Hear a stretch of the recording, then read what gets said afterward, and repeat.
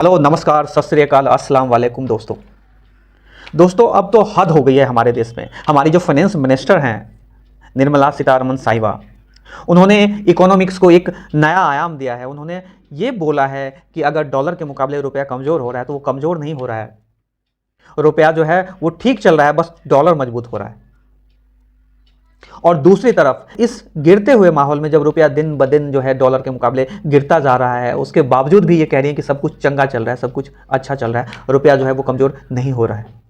ये हाल है दोस्तों, और ये हमारे देश का हाल है।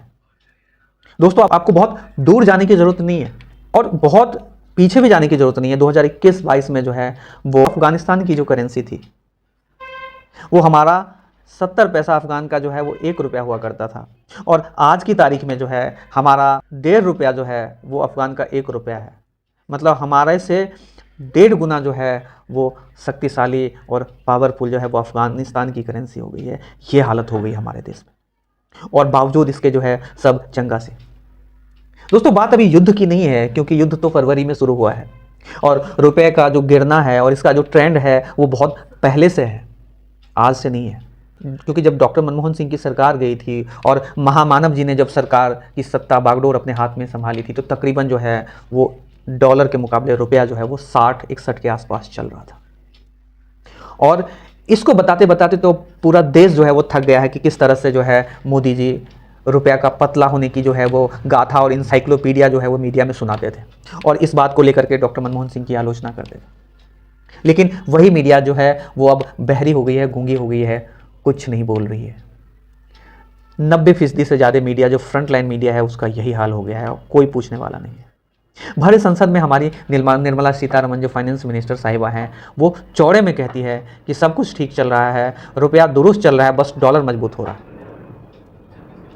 ये हालात है दोस्तों, और ये सिर्फ रुपया कमज़ोर और डॉलर मजबूती की बात नहीं है दोस्तों, ये एक दूसरे से जुड़ी हुई बहुत सारी चीज़ें हैं जो रुपये के कमज़ोर होने से जो है वो होता है। सीधे तौर पे जो है महंगाई बढ़ती है। अगर आपको कुछ सामान खरीदने के लिए आपको ज़्यादा पैसे खर्च करने पड़ेंगे, अगर आप विदेश से कुछ सामान मंगवाते हो तो आप मान लो अगर आप किसी सामान का 90 रुपया पे करते थे, उस सामान के लिए अब आपको 93 रुपये 94 रुपये खर्च करने पड़ेंगे, और ये सिलसिला आपके हर प्रोडक्ट पर होगा।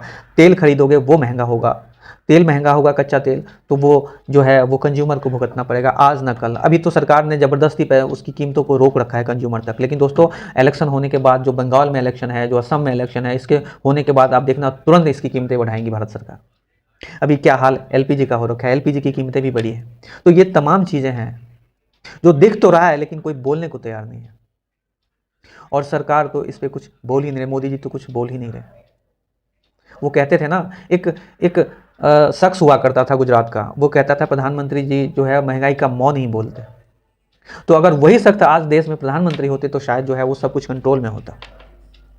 दोस्तों ये हालात हो रखा है और देश में, और जो हमारी जो मिनिस्टर साहिबा हैं उनकी एक अपनी कहानी है। वो एक अलग इकोनॉमिक्स की जो है अर्थव्यवस्था पढ़ाने में लगे हुए हैं भारतवासियों को कि सब कुछ ठीक चल रहा है। तो ये आपको और हमें तय करना होगा कि क्या सब कुछ ठीक चल रहा है, क्या आपकी जो स्थिति है वो दिन ब दिन बेहतर होती जा रही है। दोस्तों मैं मानता हो सकता है बड़े शहरों में कुछ लोग होंगे जिनकी स्थिति वाकई में बेहतर हुई होंगी, लेकिन मैं बात कर रहा हूँ उन तमाम लोगों की जो गांव में रहते हैं, सुदूर रहते हैं, जो शहरों में रहते हैं लेकिन ऊंचे वर्ग से नहीं आते। उनकी क्या स्थिति ठीक हुई है? नहीं हुई है दोस्तों, मैं यकीन के साथ कह सकता हूँ नहीं हुई है। और बावजूद इसके जो है वो एक अलग तरह का प्रपंच और ढोल मंजीरा बज रहा है देश में कि सब कुछ चंगा सी, सब कुछ चंगा सी। हर तरफ तो यही चल रहा है दोस्तों। आप कोई वेबसाइट खोलो तो आप स्क्रॉल करोगे, आप ऊपर नीचे करोगे तो आपको हमारे प्रधानमंत्री जी दिखाई देंगे हर जगह अपना जो प्रचार प्रसार करते हुए। मैं कहता हूँ इतना पैसा आता कहाँ से है? इनकी एक एक रैली में आप देखोगे 2-2, 3-3 फीट पर बड़ी बड़ी जो है इनके पोस्टर्स लगे होते हैं, और पैसे को पानी से बहाया जा रहा है। दोस्तों एक ऐसा भिक्षु हमारे देश में आ गया प्रधानमंत्री बन करके, जिनको एक नया हवाई जहाज चाहिए था, नया विमान चाहिए था। आपने देखा है किसी भी गौतम बुद्ध जो थे वो भी भिक्षु थे, उन्होंने राजपाट छोड़ करके भिक्षाटन शुरू किया था, उन्होंने भी तो भला किया था समाज का। और अभी के जो भिक्षु हैं, और मैं भिक्षु मानता भी नहीं हूं, अगर 2 बार कोई मुख्यमंत्री रहा हो, आले दर्जे का जो है वो पूरे सूबे का जो है वो मुख्यमंत्री रहा हो, गुजरात जैसे राज्य का, और वो आकर के राष्ट्रीय स्तर पर अपने आप को भिक्षुक कहता है, एक भावनात्मक जुड़ाव स्थापित करने के लिए समाज में, ताकि वो जुड़ाव जो है उनकी मदद करेगा वोट को कन्वर्ट करने में, अपने पाले में रखने के लिए। और फिर जो है जब भिक्षु कहता है अपने आप को, तो ये अपने आप में बहुत ही हास्यास्पद लगता है और इस पर कोई प्रश्न चिन्ह नहीं उठाता दोस्तों।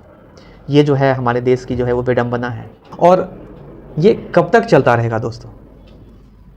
आए दिन जो है, दिन ब दिन जो है वो जो स्वतंत्र पत्रकारिता है, जो फ्रंटलाइन मीडिया है, उसको तो लगभग कंट्रोल में कर ही लिया गया है। जो इंडिपेंडेंट जर्नलिज्म है, जो यूट्यूब है और जो अलग अलग सोशल प्लेटफॉर्म है, वहाँ से कुछ कुछ आवाज़ें उठती है, उसको भी दबाने की भरसक कोशिश की जा रही है दोस्तों। उसको दबाने की पुरजोर कोशिश की जा रही है। तो अगर इस तरह से होगा और इस तरह से सब कुछ चलता रहेगा दोस्तों, तो आने वाली पीढ़ी जो है ना, आज के राजनीतिक परिदृश्य को अगर ढूंढना चाहेगी तो उनको वही मिलेगा जो आज की सरकार दिखाना चाहती है, सच्चाई से कोसों दूर। दोस्तों, इस बारे में आपकी क्या राय है, कमेंट करके जरूर बताइएगा। वीडियो को शेयर करिएगा और चैनल को सब्सक्राइब करिएगा। बहुत बहुत धन्यवाद।